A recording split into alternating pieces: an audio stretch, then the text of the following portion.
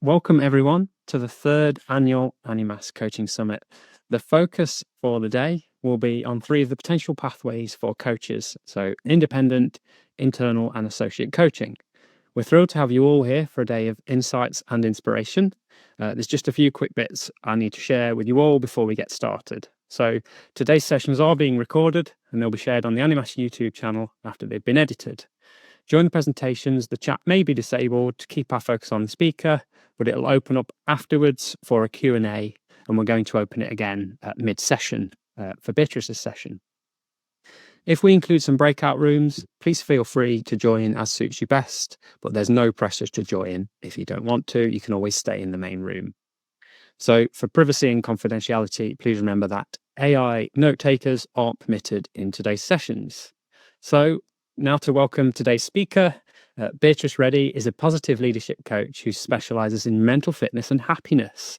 Beatrice is someone who has pivoted from full-time employment in a corporate sales and marketing role into a freelance, self-employed leadership, coaching and training role. Beatrice and I trained together with Animas a couple of years ago in 2022, and our conversations have since featured on the Animas YouTube channel and on Beatrice's podcast, Coaches Unleashed and Other Stories. So I highly recommend to check that out. Time now to hand over to Beatrice for her session.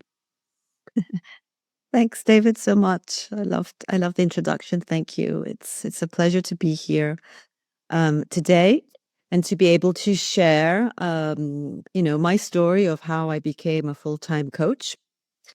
I'm sure that we have lots of different people on the call. So probably we have aspiring coaches.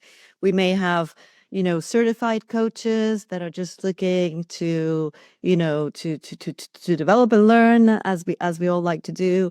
And curious, and maybe we even have just some leaders that are not actually coaches yet, but are thinking of adopting that coaching mindset or certifying as coaches. So I hope that my speech will actually help to, will resonate with all of you. That was kind of my intention. So I like to introduce myself as a positive leadership coach and chief happiness officer. I'm actually a certified chief happiness officer. And if we have time during the Q&A, I will say a little bit more about what that involves. And today we're going to be talking about resilience in action. So embracing adversity to enhance your coaching practice. And in actual fact, you can really use it in every area of your life because resilience is a key skill that we all need to have in life in order to be able to thrive as opposed to just survive. So I would suggest that we, because there's a lot of us on the call, that we close the chat now, David, and then we reopen it around halfway through my talk. Okay. All right. So the key things that we're going to be looking at, and the key, sort of messages that we're going to be looking at. Harnessing your unique experiences. This is really important. Whatever you do with your sort of coaching, proposition, really, understanding how it's important that you leverage all your unique life experiences is really important. And I will talk, from a personal perspective, how my stories have helped. I think I can just maybe ask everybody to mute themselves because I do hear a little bit of background noise, some interference. So if you could please mute yourself. Thank you very much. Okay. So we're going to look at how to harness your unique experiences, how to, just what resilience is and how to foster that. In order to see your challenges and opportunities as a way to actually enhance your skills and deepen your practice, how to advocate and specialize. So how to position yourself as a leader, focused on the areas that you're actually passionate about. I'm going to talk about how it's important to really lead yourself from your heart. We're going to talk about networking and how important it is to leverage your network and expand your network, and as well as, lifelong learning and committing to that. But because as coaches, that is what we're into, right? Okay. Coaching is for everybody. I find, I mean, this book, this beautiful book, Coaching for Performance, which I was, asked to read when I certified with Animas. I found it, beautiful and eye-opening. Coaching is not just a technique, but it's a way of leading, it's a way of managing and relating to others that should become the natural way of interaction in all aspects of life. So coaching is for everybody. Um, I actually did my first coaching skills course back in 1996. That's a long time ago. I started working back in 1994, and I became a people manager very quickly, just after 2 years of working. And they put me on a coaching skills for leaders course. And that was my way of leading people. I would coach people. I wouldn't tell them what to do. It kind of was innate in me. And I can tell you that I forgot that I actually did this coaching skills for leaders course. And I only remembered actually doing it when I signed up with Animas. So I used it. It was in me. It was in my sort of leadership style, but I had really interiorized it. And I think that coaching really is something that is good for everybody to learn how to leverage this skill.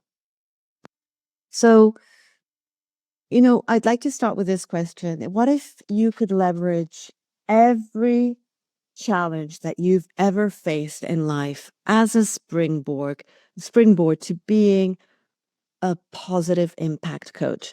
What do I mean by that is by being the best coach that you can be, the coach that can really have a positive impact, that ripple effect.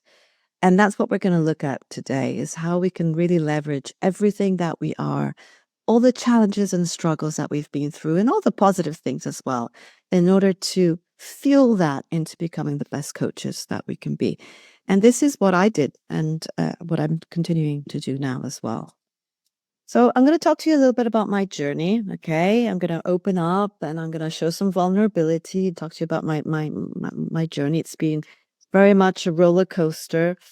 And there's been lots of ups and downs in my life, but especially in the past few years, especially in this transition period, transitioning, sort of moving away from a secure corporate job.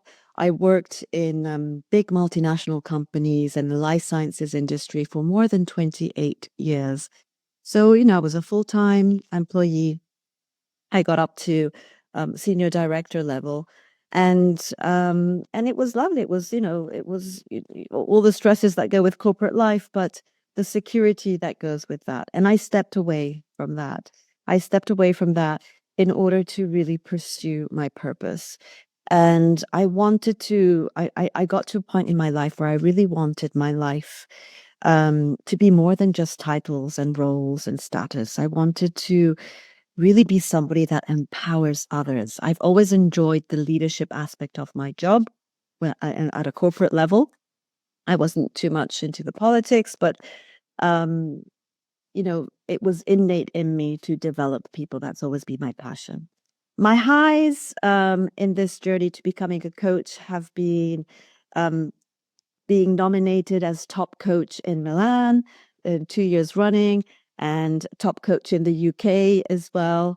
My reading is, of course, I'm not the top coach, but it just means that I'm doing very well on my online presence, and because they use these sort of crawlers to figure out the sentiment. So I do a lot on my sort of personal and professional branding online, and it's come through. So those have been some of the highs, as well as signing with an agency even before I was certified as a coach. But I signed with an agency who gave me access to McKinsey, which is a big management consulting company. And so my first corporate client was actually McKinsey, and I became a coach. But I actually initially was a facilitator and a trainer for their leadership programs for their employees. And then after I got my certification as a coach, also started coaching. But that was also a big, big high, because I was like, wow, if an agency like that has McKinsey as a client hires me, it means that I must know my stuff, or they have, they see my potential. So that was a definite high. And there's been some lows as well. Lows are, for example, some dry spells when the business is not rolling in or as you're expecting. You've got these peaks and troughs of income. Sometimes I find that I'm doing quite a lot of discovery calls. I'm not really talking to the right clients. But they are all opportunities to learn and grow. And so for me, this is a great journey to be on. I've always been somebody that wanted to build, be financially independent. And that was actually part of me wanting to leave the corporate world, was to not to have to rely on an employer, on a single employer, in order to be able to make a living for myself. So just a little bit about my background. So I needed to face adversity, started to face adversity very young in my age. So I would say I'm really a survivor that has become a thriver. By the age of 21, I had lived in 5 different countries. So you can imagine, elementary school, middle school, and high school, jumping about from country to country was definitely not easy. Lots of adversity that I had to face as well. But it led me to also be very adaptable and to learn different languages for sure. But my family of origin was and is actually a very dysfunctional family. So we're talking about mental health issues, personality disorders, alcoholism. And I developed a lot of coping mechanism in order to survive in that type of environment. Like, for example, I became a bit of a hypervigilant, so very scared of, everything that could go wrong, very restless and a bit of a hyperachiever. But thanks to becoming a coach and doing so much work on myself, I've kind of learned to manage my self-sabotaging mechanisms and to just become more aware. And I'd like to share this picture because I found myself, I honestly do not know how this happened, but I found myself at one point as the only girl in a class of all boys, including the teacher that was also a man. So I have no idea, but this was just like my upbringing was a bit, let's say, different to what people can maybe expect. And it was a very small class as well. So my story starts with kind of me just cruising, I would say pretty much on autopilot in on the road that is life. I'm married I'm blessed with very happily married, I have to say, blessed with 2 beautiful children. I've been married for 15 years now. I got married very late. But with my with my cushy jobs, I was cushy jobs in that financially secure, but extremely stressed. I have to say, I was going through a lot of stress. And I suffered during this period that I was working for big corporations. I started feeling my body started feeling the stress first. So I started at one point having lots of migraines and getting all the scans and understanding if something was wrong with me. And it turned out it was just stress and migraines. I started getting gastric ulcers, inflamed joints. But the way I was brought up, very resilient, but very also true grit. You have to kind of hang in there, never give up. That was kind of my motto with all the changes I had seen in my life. I got a lot of anxiety at one point and got burnt out more than a couple of times. Got diagnosed with a slight depression. So it was all just kind of building up to what became then a sort of a major detour, and it was COVID. Thank God to COVID for me, because COVID is the emergency that enabled me to really look for a detour in my life. So during COVID, I was made redundant once, found another job, was kind of job hopping here and there. And it wasn't until October 21 where I finally started what for me was kind of the dream job. So going through COVID. In Italy, COVID was very strong. We had a lot of lockdowns where we weren't able to leave the house. We were all working remotely from home. And I was, quite pleased that I was able to find this new job, which was supposed to be my dream job.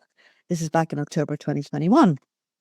I was a deskless worker, so working from home in a global role in a big multinational company in a new franchise. It was a new role. And I thought, great, this is cool.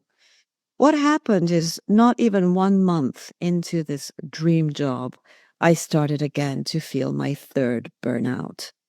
I was diagnosed just 6 weeks into the job with glandular fever, and it was horrible. Again, I didn't give up work. So I was working with glandular fever from home for about 3 weeks, and just getting weaker and weaker and weaker. And I was still in my probation period. So I was like, I've got to, pass my probation period. And once I'm through my probation period, I will find another role within the company.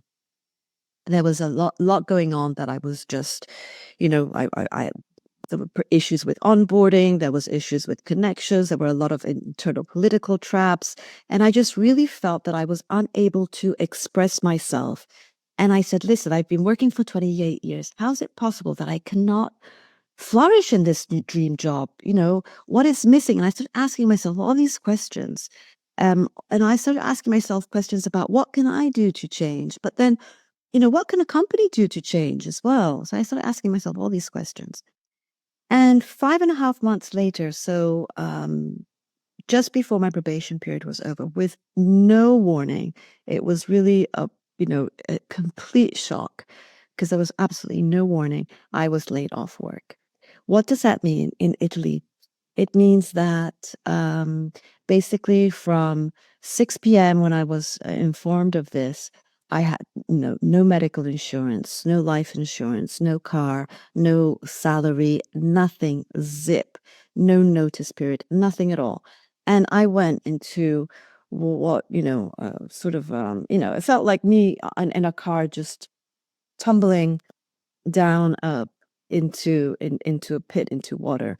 And I had no exit strategy because I did not see this happening. This was my third redundancy, but this is the one time where I did not see this happening. And so I had no exit strategy. I don't know if you're aware of the Kelly's emotional cycle of change. Some of you probably are if you're coaches. But I had really that was the rock bottom of my life. But I'm resilient, right? So I am truly resilient. And I didn't know this, but I really see everything in life as a gift and opportunity. I do. I know why I do, but I didn't know at the time why I did. So I'm like a bouncy ball. It didn't take me very long to recuperate. So I was actually informed of my redundancy. I remember that day very well, on the 7th of March. On the 19th of March, I already signed up to the Animas Open Day, like the introduction to transformational coaching. It was that quick. I mean, I had in the back of my mind for some time that I actually liked the idea of coaching, but I didn't have the guts to really leave my job, full-time job, to do it. And this was my chance to grab onto that sort of opportunity. I could have also gone back, and found another job, but I was not interested in sending CVs and going through, other, sort of rigorous selection processes. I was like, I want to do something that is fun and that I love. And so that was it for me. That was signing up with Animas. I had actually, funnily enough, coming from a corporate background, decided that I was going to look at 3 different schools, training schools, and and then I would decide which was the one that felt right.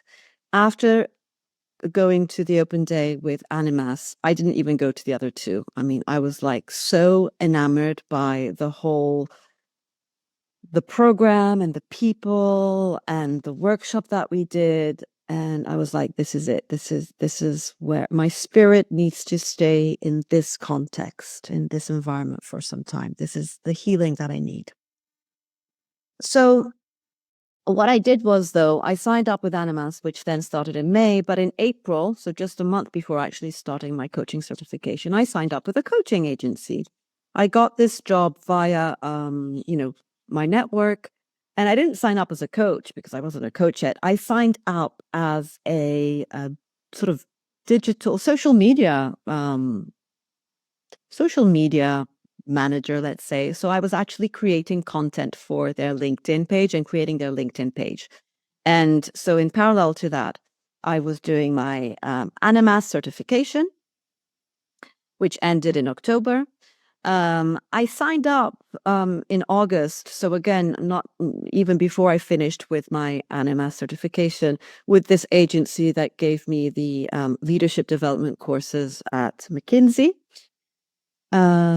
And in November, so just after I got my diploma, I was awarded my ACC. So it was very quick. I was on a mission because the agency I had signed up with wanted me to have an ACC. But most people had the PCC, and I was like, I want to get my PCC. And so by August 2023, so that's 10 months from my Animas certification, I turned into a PCC, which is what I kind of need in order to work with the clients that I want to work with.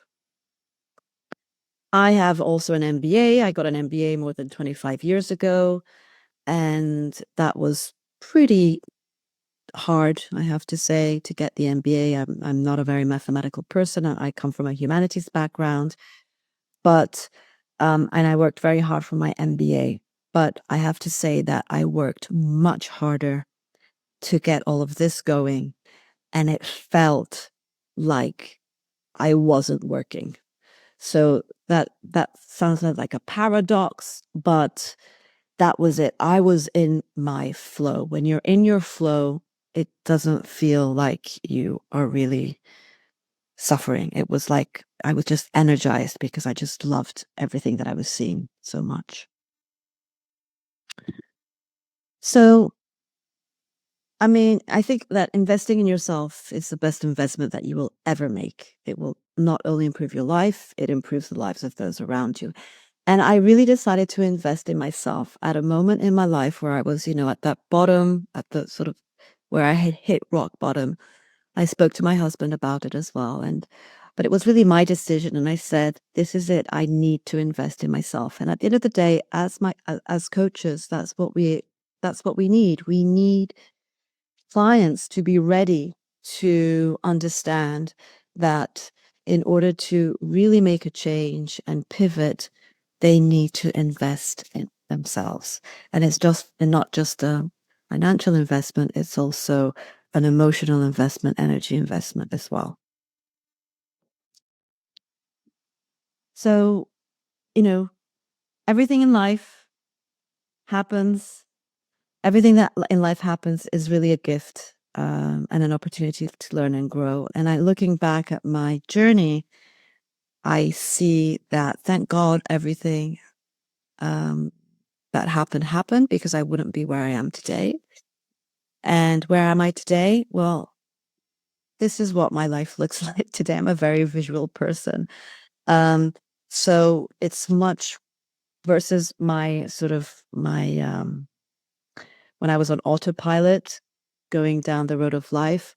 Now my road is designed. I've kind of designed my road. So I'm not really living a life of default, but more of a life of design. It's brighter. It feels more lush. It feels full of promise. The sun is always shining. I mean, even on a rainy day, I know that the sun is there. And the variety as well is just incredible. So I have it's very lush and lots of variety. And I'm the one that decides, if I want to have more butterflies or if I have more roses or the type of trees I want to have, and if I want to take some time off. So I am really the owner of my own life. And how did I get there? And this is just after this slide, we're going to open up the Q&A, but how did I get to this? So at one point in one of the many certifications and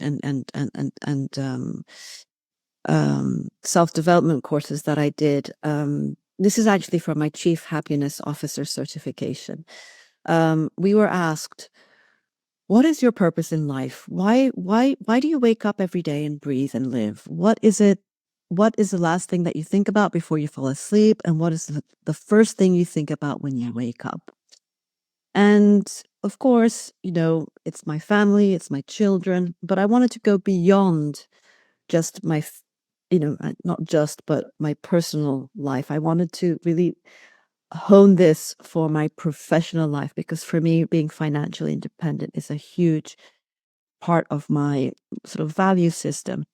And so in that exercise, I found out that my purpose is really to empower people to flourish. That is my purpose in life. And I live with that every single day. It may change, but that's what my purpose is today. How do I do that? I do that through my coaching, my mentoring, my leadership development, and really by using and leveraging all that I am. Why do I do this? Well, because I strongly believe that when people feel they are on the road to self-actualization, life is good. And I strongly believe that when people are happier and feel good and feel that they're having a positive impact, I really strongly believe that this has a positive impact at a family level, at a society level, community level. There would be less violence and less hate, less prejudice in the world. So that is kind of my purpose, how I do it and why I do it. And I would really invite you to ask yourself those questions as well. I mean, this came after, understanding what my values are as well, my passions and my interests. And there's a whole exercise that you could do. You can look it up if you like on internet. But, the way I did it was I first understood my values, my passions, my interests, where I could actually make a living. And that's how this came together. So with that, David, I would say you can open up the chat, and that way you can either use the chat for any questions or comments, anything that's resonating with you so far. You can even put your hand up and unmute yourself and ask the question. That's fine. I would love to just get a little bit of, feeling of how this is resonating with you.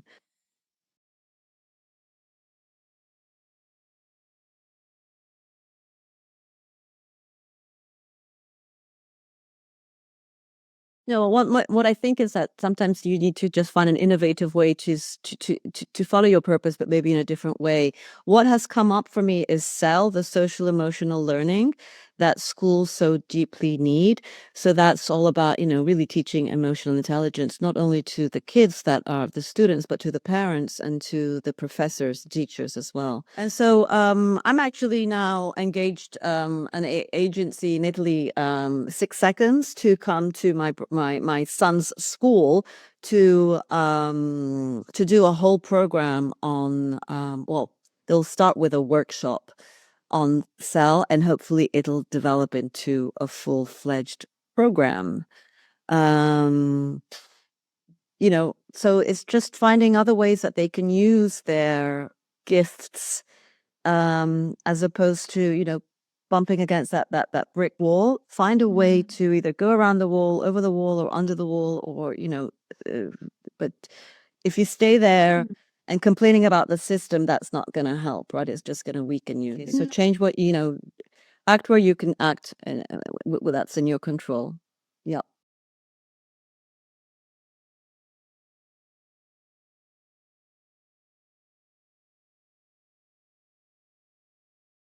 So how do I measure my own resilience? My resilience is measured by just seeing everything in life as an opportunity to grow and learn. So that is my mindset. Everything that happens, all the shitty stuff as well, because it's easy when it's the good stuff, right? When it's the shitty stuff, understanding, what do I need to learn from this? What can I do? Can I do anything about this, or do I just need to accept it? It is how it is, or can I actually do something? And if I can't do something, do I need to maybe develop something in myself in order to be able to face the situation? Do I need to develop a resource that maybe I didn't know I had that's inside of me to bring it out? Do I need to ask for help? Do I need to, leverage my network? What do I need to do? So that for me is what resilience is. And it's about bouncing back, and bouncing back quicker as well, and staying less in the overwhelm. So that started with I actually did when I was going through one of my sort of low periods. I actually did this very quick course on Coursera that it's about 40 euros or something. I highly recommend it. It's called the science of I think it's called the science of well-being. The Science of Wellbeing by Laurie Santos. And it's an 8-week program. I did it in like 5 days. I whizzed through it, and I just understood what happiness is, and how happiness is really a skill that you cultivate.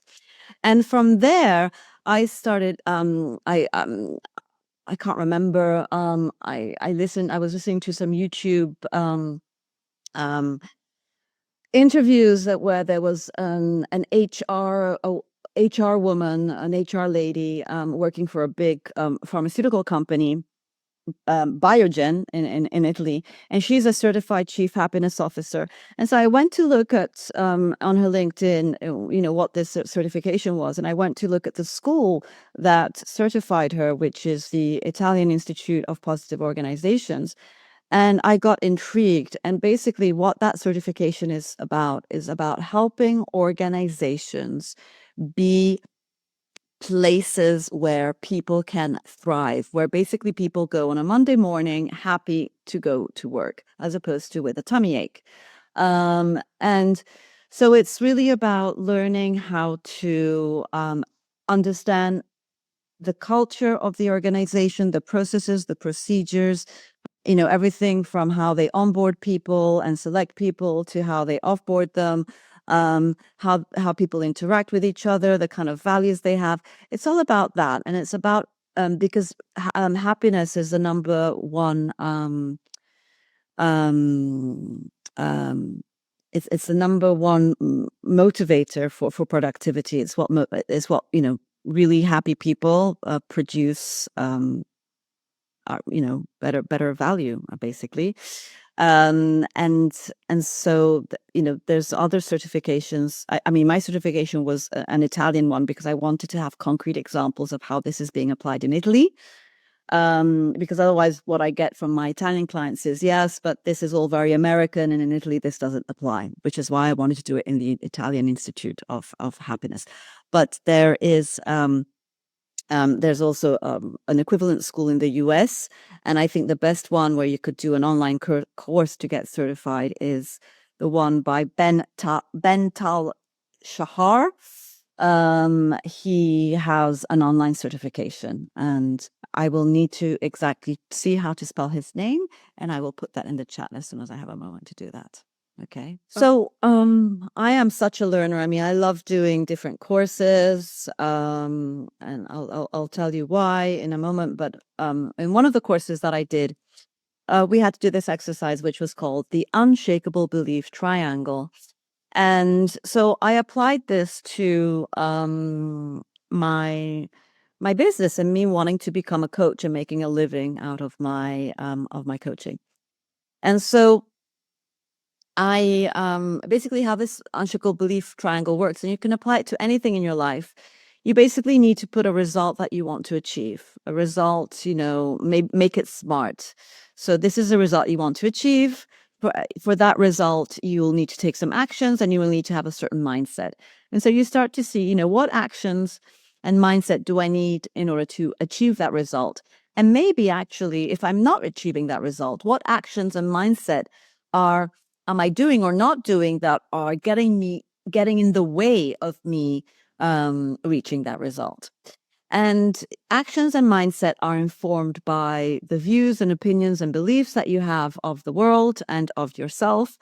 And so, I checked in with myself in terms of what were my views, opinions, and beliefs that were maybe getting in the way of me taking the necessary actions and mindset in order to reach the result. And the VOB is informed by what you feel is important, of value, a priority, and your life purpose. And I also did a lot of work around this. I mean, I myself got a coach. This is how I became my coach. I had 3 different coaches before becoming a coach. I was actually doing a course with INSEAD at the time on sort of design thinking and creativity. It was a mixture of different modules, and I had 3 different coaches. And one of these coaches, they coach you really to help you through the program. I then hired them as my personal coach, and I have to say, it came across actually, and she's somebody that is certified with Animas. That's also the reason why I came to Animas, is because she was so effective with me that I was like, she has a great style. And that's actually how I came to Animas. But with her, we did a values exercise, and I had never done a values exercise before.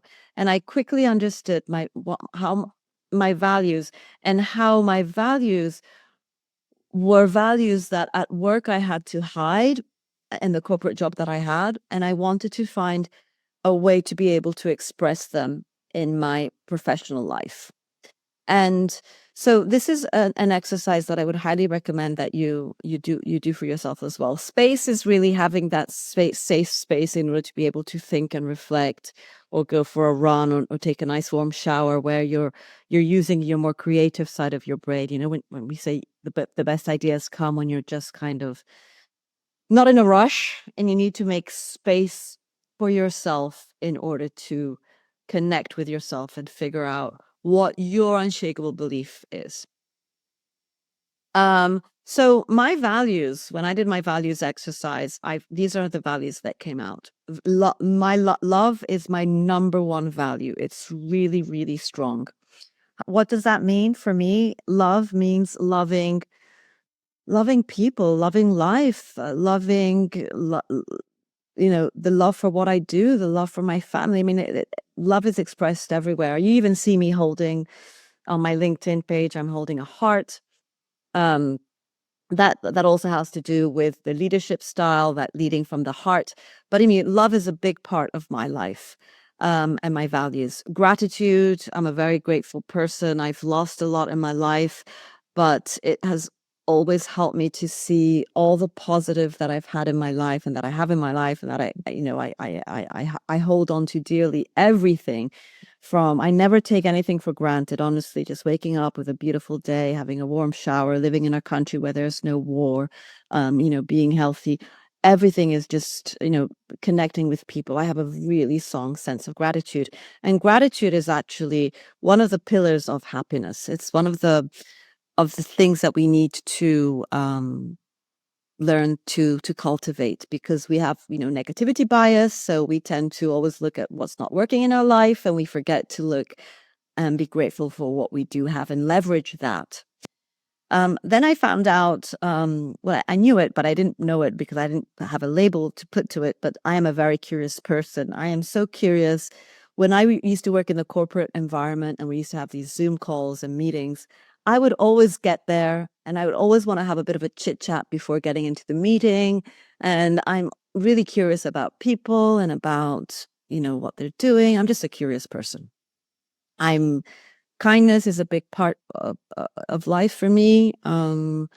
I recognize kindness when I see it, and I try to be kind as well to people. And especially kind also to myself. I've learned to be kinder to myself and more compassionate towards myself. But kindness is a big part of who I am, and also appreciation of beauty and excellence. So that means, that's kind of my achiever, not so much a hyperachiever, because that's a negative connotation, but I do like to excel. And for me, excellence is the opposite of perfectionism. So perfectionism is very much a fixed mindset, where you kind of do something very well, but that's it. Whilst excellence is about continued learning and growth, and making mistakes and learning from them. So you really need to know yourself, and you need to know yourself in order to be able to concoct your own blend, right? And bring it to coaching. So For me, it's bringing all my experience of my corporate life. I always say I'm a coach and I've worked in the trenches, right? I've worked in big multinational companies. I know what it's like. I bring my multicultural intelligence, having worked and lived in different countries. I really enjoy working globally. And so this is something that I'm good at and I enjoy. And so it's that multicultural intelligence, which is why I enjoy working, globally. Also a woman and a mother. So I'm a big advocate for women and gender parity. I'm on different associations for that. And also a mother. My children are currently teenagers. And I have to say, I have a lot of empathy for for anybody that has teenagers in their life. It's beautiful, but it's also a big challenge. I mean, and they push you, push you, push you. And thank God I become a coach because that helps me to be a better mother as well.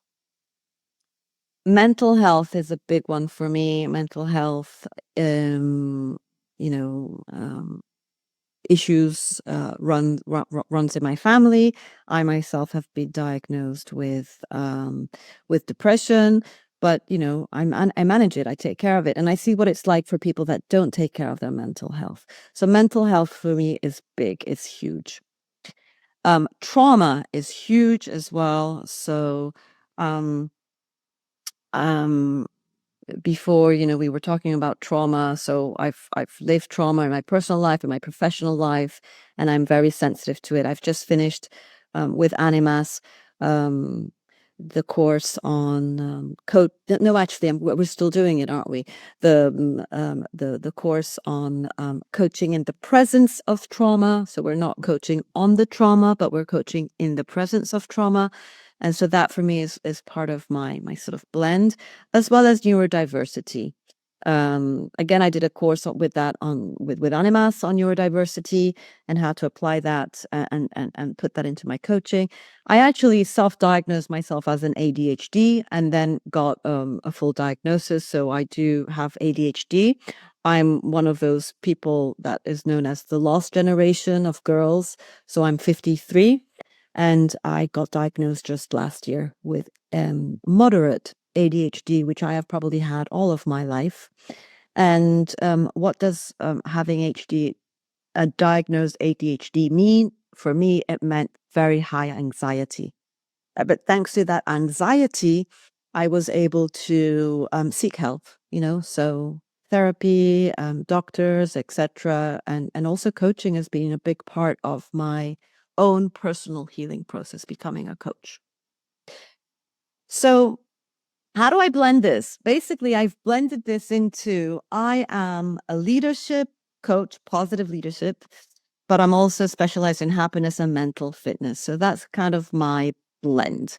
And that is really what I where I enjoy applying my skills, my services, my gifts. It's important to identify who it is that you want to serve. So with that in mind, you need to identify the pain points that they have, the language that they use, and their aspirations to feel better. And so I come from a market research background, and I like to do a lot of research and keep track. I have my clients fill in different questionnaires at the beginning, halfway through the journey, at the end. So this is really coming from that. The pain points that most of them have, they suffer from self-doubt and imposter syndrome. They want to overcome their self-sabotaging behaviors.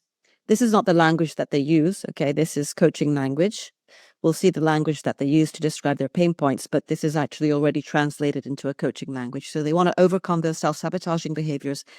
And they often they're out at crossroads career-wise, and they want to find their purpose. So those are the main pain points of the people that I serve. And this is the language that they use to describe those pain points. The word stuck comes up often. I want to pivot. I'm suffering from burnout. I'm procrastination. I need more clarity. I'm uncertain. I want to understand the next steps. and so, it's good to understand their language because you need to speak to them in their language. And then you look at their aspirations. So what is it that they would like you to help them with? And it comes out that they want to have clearer direction. They want to feel more fulfilled. They want to have a more set and more intentional path for themselves. They want to have a vision. Sometimes they have a vision, but they have no idea how to get there. Sometimes they don't even have a vision. And so I collect this, all this, I do a lot of research on my clients and I collect their words. And then I actually use artificial intelligence to help me, for example, develop these beautiful word clouds. So a little bit about my practice. So my practice, again, I like variation. So I have my individual clients. This is where I act as an independent coach. And this is where I have developed my sort of coaching package. These are the clients that pay me sort of the high ticket and that are really ready to invest in themselves. They mostly come through LinkedIn. So LinkedIn is my main vehicle for finding individual clients. And this is obviously where I have the highest margin. There are my sort of my coachees. Then I am an associate coach on for different coaching companies. There's many of them. There's many of them in lots of different countries. You need to do your research here. Go on LinkedIn and find out. There are many different companies. So the one I'm with is called Educe Partners. But there's, Clarity Leadership. There's many different, and I've actually tried to get into them. It's not easy, but there are different coaching companies and they already have the clients. So all you need to do is really deliver the coaching or the training. Normally at the beginning, I started off as a trainer and a facilitator and a sort of a faculty member. So you get the content, you just deliver the content. Sometimes you get to design it, but mostly the content is designed by the coaching company and the client. And then you may even get some coaching, some coachees to coach. Okay, so that's kind of the associate coaching position. Then there's a coaching platforms. There's many of them around, and I'm actually on two of them. I'm on Speaks and Switch platform, which is part of the I Love to Be. So with the Speaks platform, I get to coach people in big multinational companies in Italy, big sort of vice president type level. That I wouldn't get as an independent coach right now because I'm still building up my reputation. And for the I Love to Be Switch platform, I'm actually coaching the master students of the management school here in Milan, which is a nice way for me to stay in contact with the younger generation, sort of 23, 24, 25-year-olds. Of course, the margin goes down. So coaching companies already, you get a pretty good margin. With the coaching platforms, it's very low, the what you get paid per hour. So it can be anything from 65 euros to maybe 180 euros, depending. But it's a good way to also build up your hours. So when I initially started coaching, I actually did a lot of coaching platforms because I wanted to build up my hours to become PCC. And then the fourth client type I have are the corporations. So directly me going to big companies. So I don't go through the coaching companies to tap into the corporation. I actually directly go to the corporations. And there it normally starts off, it's about networking, activating your network. And normally something will start as an external consultant, maybe designing a workshop that you can deliver, for example, on imposter syndrome or on happiness or on providing feedback, just maybe an hour and a half. They get to know you, and that can build into, coaching for them and maybe training and facilitating. So that takes time. My 2024 was all about going directly into corporations, and I've managed to do that with a big luxury brand in Italy. And I signed 3 projects with them in September.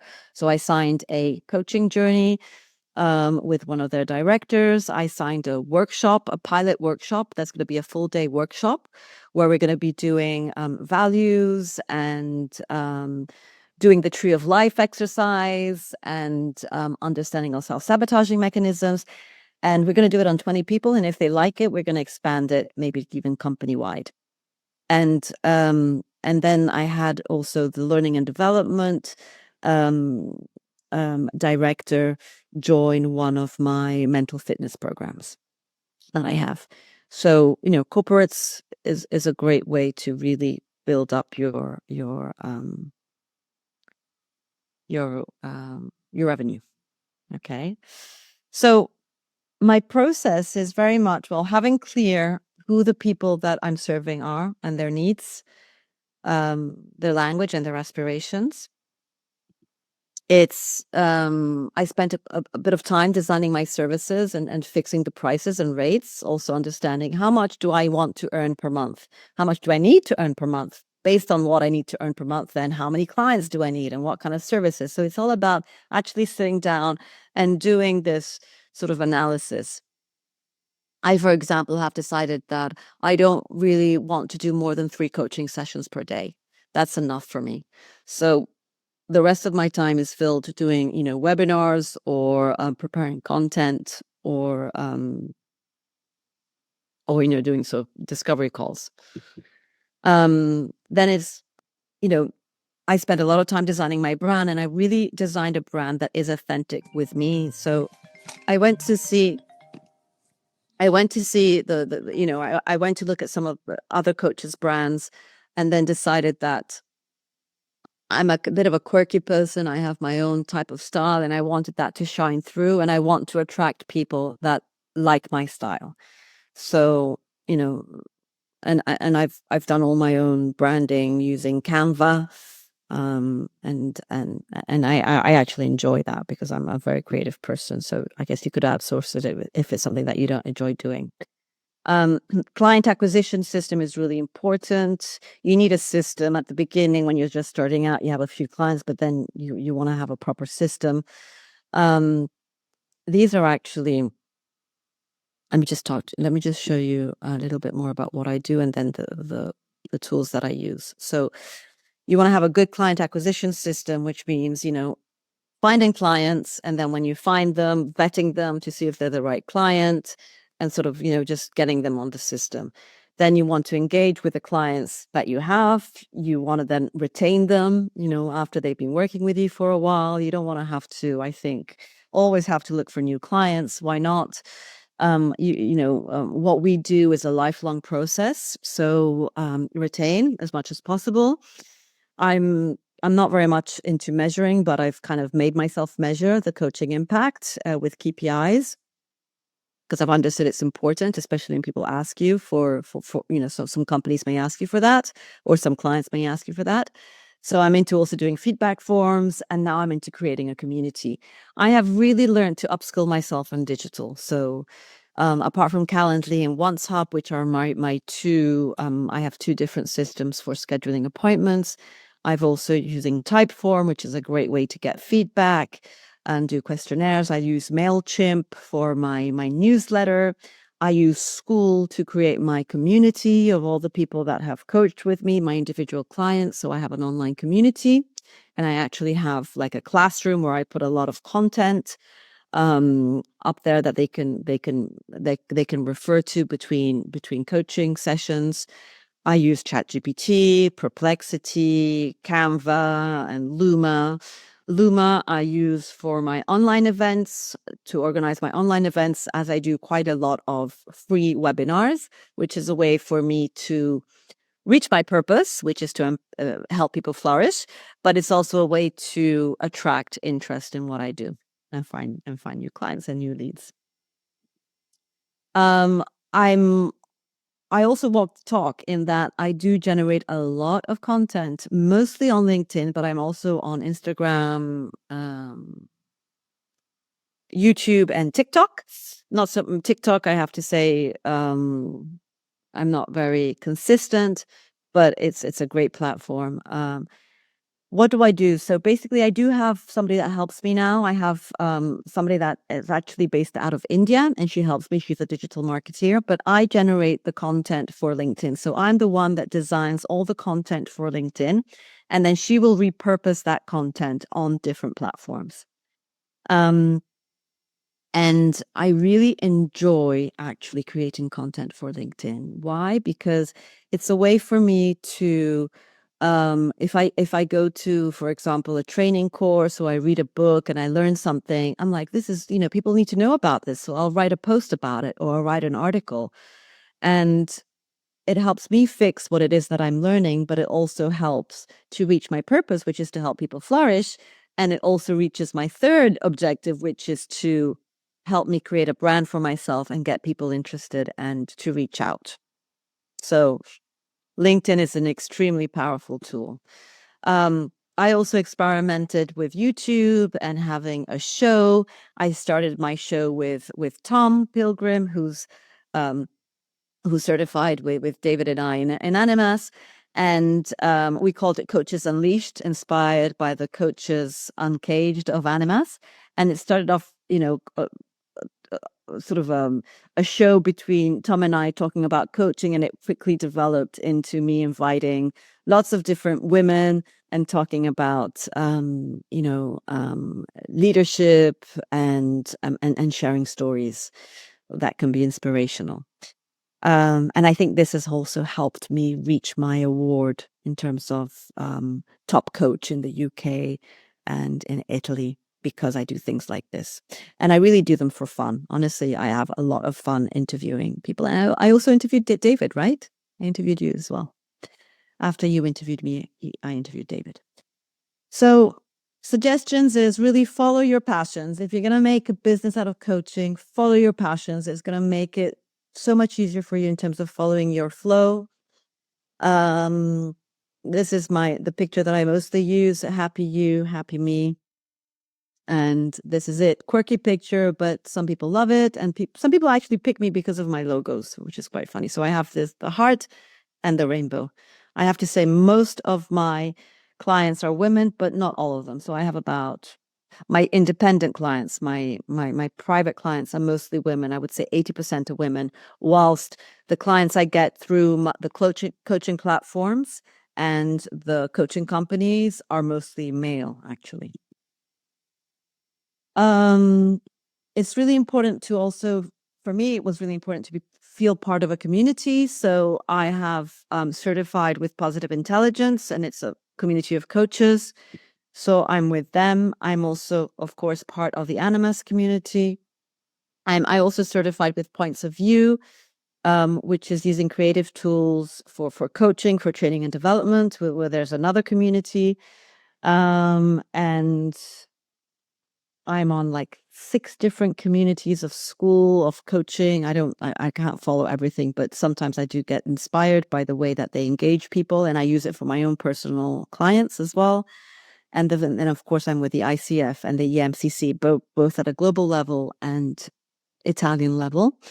I have to say I do not leverage it as much as I should or could, but it's nice to feel that when you need help, you can reach out and you have a community of like-minded individuals or different-minded individuals that you can reach out to.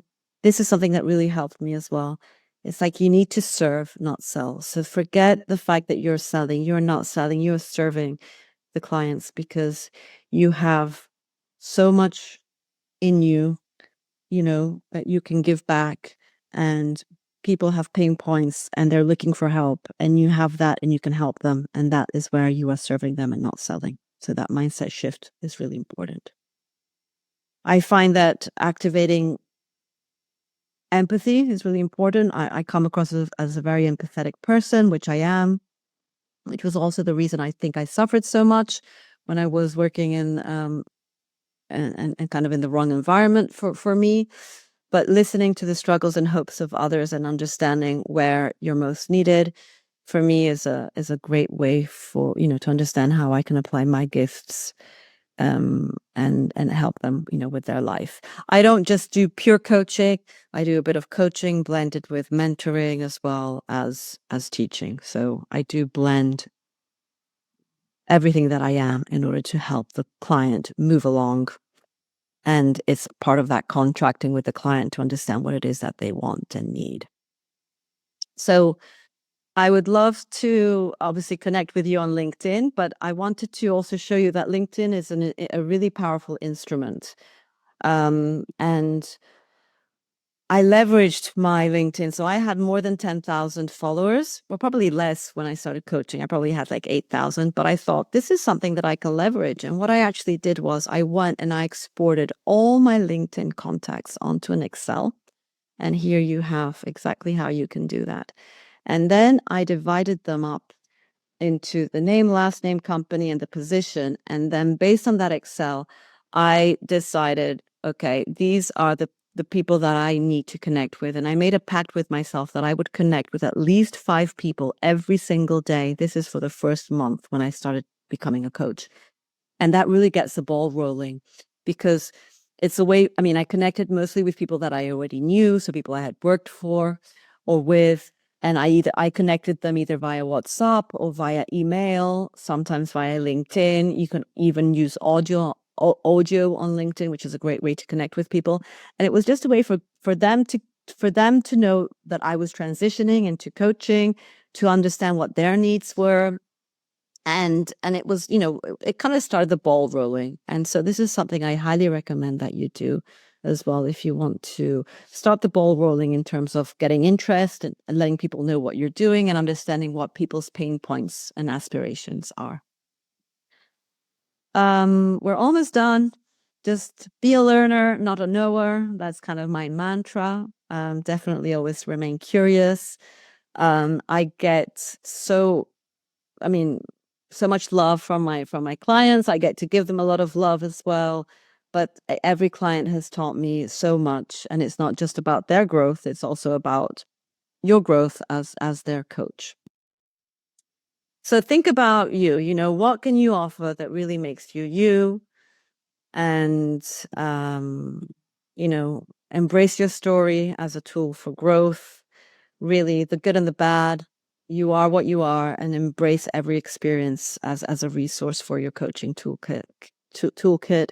Build connection and community. And it's really important. It can get quite lonely otherwise as a coach. You really need to surround yourself with a supportive network, and commit to lifelong learning. So stay open to learn from both clients and your personal experiences, and growth never stops. It's always an evolution, just like we are. This is my last slide. So just make sure that every trial, every triumph, every tear that you've ever shed is there to enable you to be the best coach that you can be. Embrace it all and go out into the world knowing that you are enough just as you are. Okay. Beatrice, I'm afraid we're at time. We're at time so quickly. So all that's left to say from me is thank you so much, Beatrice, for your session today, and thank you for everyone who came and was able to join us, and all the participation, the Q&A in the chat. And as Beatrice alluded to, if you do have any burning questions you'd love to ask Beatrice, do reach out to her through her website and her LinkedIn, and she's really good at getting back to people. But yes, thank you, Beatrice. And I'll hopefully see everyone else at one of the next sessions on the summit. Thank you. Thank you very much. Take care, everybody. See you in the next sessions. Bye.